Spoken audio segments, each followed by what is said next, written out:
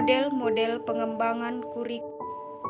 1. Pengertian model menurut Good 1972 dan Travers 1973. Model adalah abstraksi dunia nyata atau representasi peristiwa kompleks atau sistem dalam bentuk naratif, matematis, grafis, serta lambang-lambang lainnya. Model bukanlah realitas, akan tetapi merupakan representasi realitas yang dikembangkan dari keadaan. 2. Macam-macam model yang terdiri atas 7 model. Yang pertama, model Taylor. Model Taylor adalah model yang paling dikenal bagi perkembangan kurikulum dengan perhatian khusus pada fase perencanaan dalam bukunya Basic Principles of Curriculum and Instruction. Berikut adalah bagian dari model Taylor.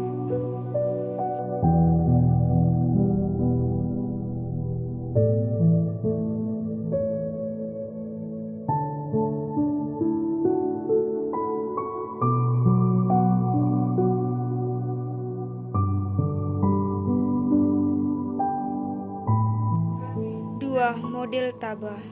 Menurut Taba, guru harus memulai proses dengan menciptakan suatu unit belajar mengajar khusus bagi murid-murid mereka di sekolah dan bukan terlibat dalam rancangan suatu kurikulum umum.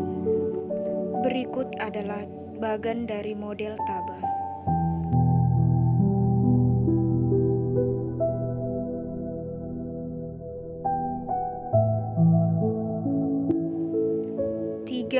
Model Wohler. Dalam bukunya yang cukup berpengaruh, Kurikulum Proses Wohler 1967 mempunyai argumen tersendiri. Pengembangan kurikulum atau curriculum developers dapat menggunakan suatu proses melingkar yang namanya setiap elemen saling berhubungan dan bergantungan. Contohnya sebagai bagian berikut.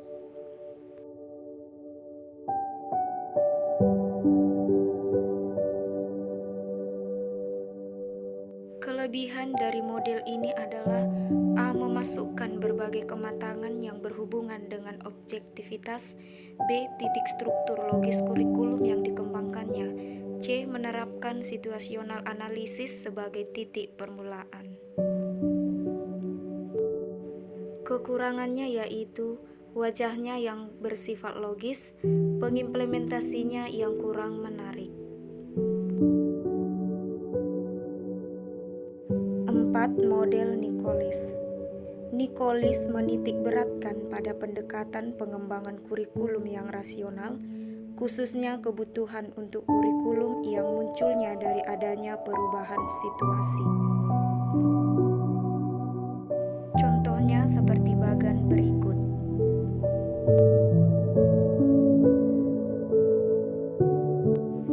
Model Skillback.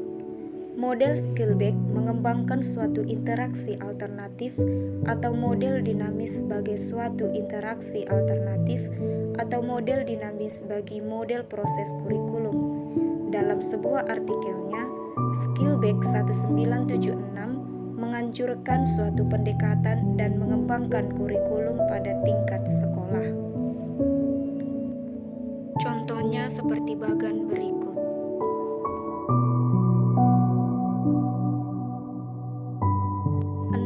Model Saylor. Model ini membentuk kurikulum planning proses atau proses perencanaan kurikulum. Contohnya seperti bagian berikut.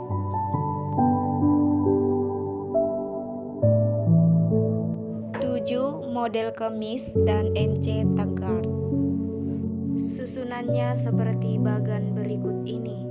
Ada rencana, ada refleksi, tindakan dan observasi, revisi, refleksi, tindakan dan observasi.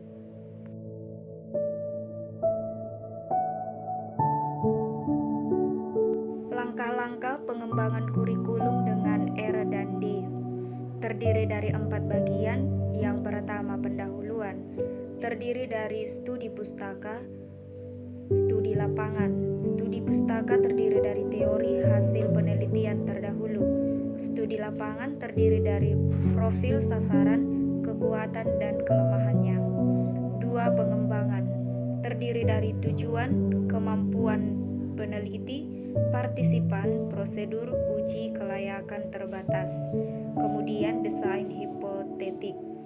3. Uji lapangan. Terdiri dari preliminary field test, main field test, operational field test, desain final. 4. Diseminasi. Terdiri dari sosialisasi dan diseminasi.